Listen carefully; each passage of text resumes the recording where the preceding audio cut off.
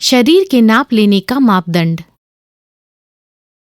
सफलतापूर्वक pattern drafting करने के लिए कुछ मानक शरीर नाप होना बहुत जरूरी है। ठीक तरीके से शरीर का नाप लेना भी अच्छा फिटिंग पाने के लिए बहुत जरूरी है। इस पाठ में हम देखेंगे शरीर के भिन्न नापों को जो पोशाक के सिलने में बहुत जरूरी है। उद्देश्य: इस पाठ के अंत में आप विभिन्न प्रकार के पोशाकों को सिलने के लिए जरूरत के शरीर के नाप पहचान पाएंगे। शरीर के सारे नाप एक नापने की टेप से ले पाएंगे। पहले हम परिचित हो जाएं शरीर के भिन्न नापों से जो विभिन्न प्रकार के पोशाकों को सिलने के लिए जरूरी है।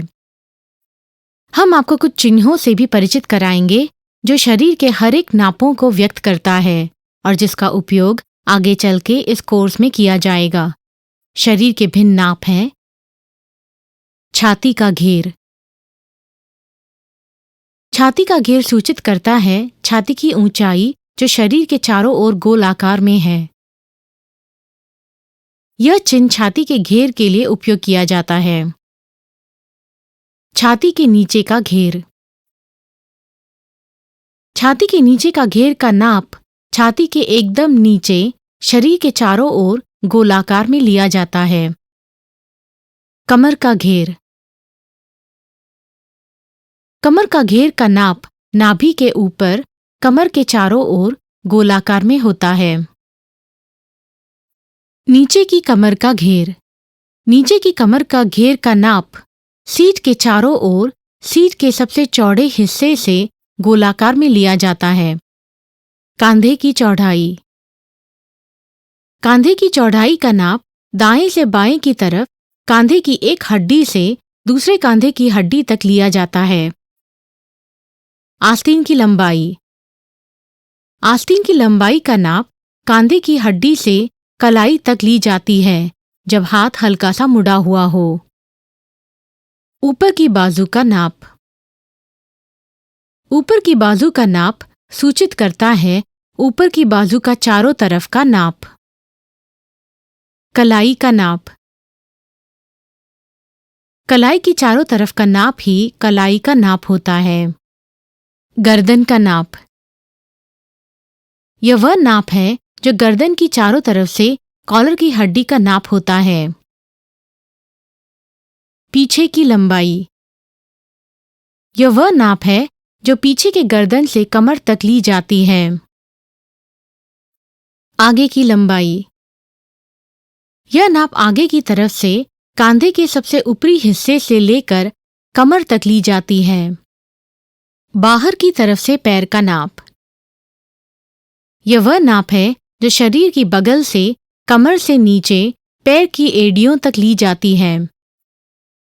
काफ। यह नाप काफ के सबसे मोटे हिस्से से गोलाकार में ली जाती है।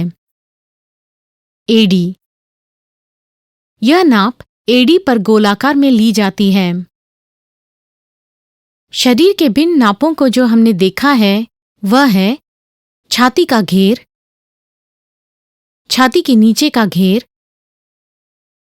कमर का घेर, नीचे की कमर का घेर, कांधे की चौड़ाई, आस्तीन की लंबाई, ऊपर की बाजू की नाप, कलाई का नाप, गर्दन का नाप, पीछे की लंबाई, आगे की लंबाई, बाहर की तरफ से पैर का नाप, काफ की नाप और एड़ी की नाप।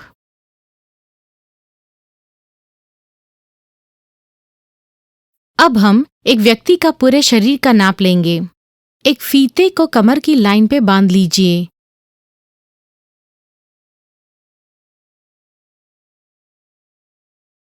इस फीते को कस के बांध लीजिए ताकि वह बिल्कुल कमर की लाइन पे बैठा रहे।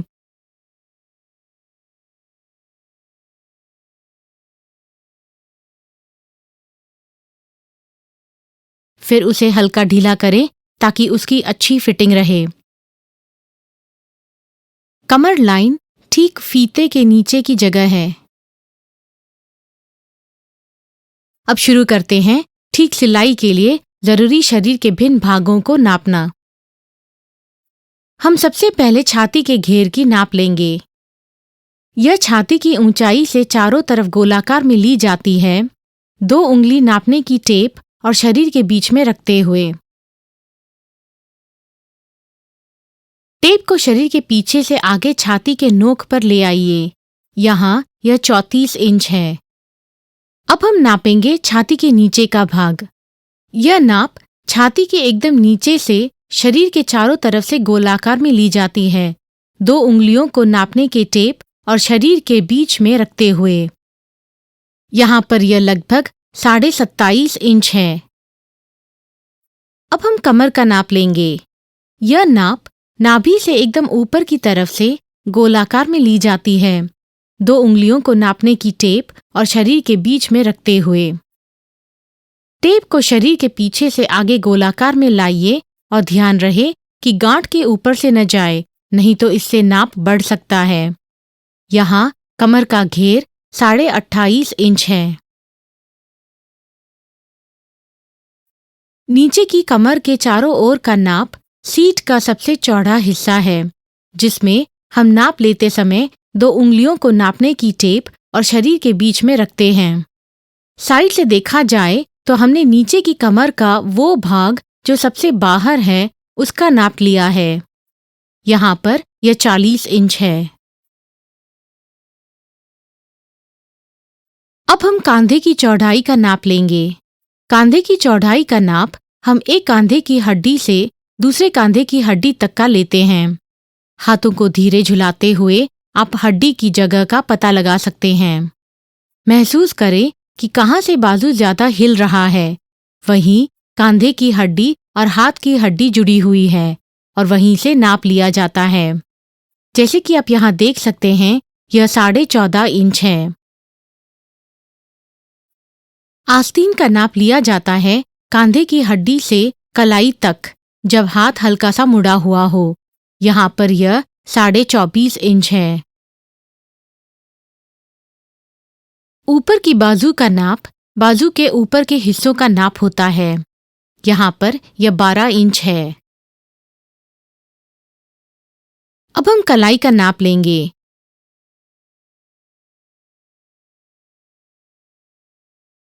यहाँ 6 इंच का नाप आता है। अब हम गले का नाप लेंगे। गले का नाप गले की चारों तरफ कॉलर हड्डी से लिया जाता है। यहाँ यह 15 इंच का आता है। पीछे की लंबाई का नाप पीछे की गर्दन से कमर तक ली जाती है। यहाँ यह 13.5 इंच है। अब हम आगे की लंबाई देखेंगे, जो नापा जाता है कांधे के सबसे ऊपरी हिस्से से कमर तक। कमर की लंबाई के लिए हम उस पॉइंट से नापेंगे जो कांधे की सबसे ऊपरी हिस्सा और गर्दन की साइड को जोड़ती है। फिर छाती के नोक पर से लेते हुए और सीधा फित्ते के नीचे वाले किनारों तक, जो कमर पे बांध रखा है। यहाँ यह 15.5 इंच है। अब हम बाहर की तरफ से पैर का नाप लेंगे। बाहर के पैर का नाप हम शरीर के साइड से कमर से लेकर नीचे एड़ी तक लेंगे। यहाँ यह 43 इंच है। काफ का नाप लिया जाता है उसके सबसे चौड़ी जगह पर, जो कि 13.5 इंच है यहाँ पर। अगला हम एड़ी की नाप लेंगे। इधर वह 9 इंच है।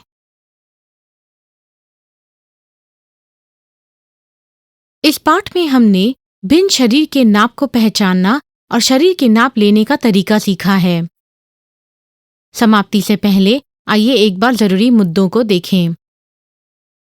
एक पोशाक बनाने के लिए जरूरी शरीर के भिन्न नाप हैं: छाती का घेर, छाती के नीचे का घेर,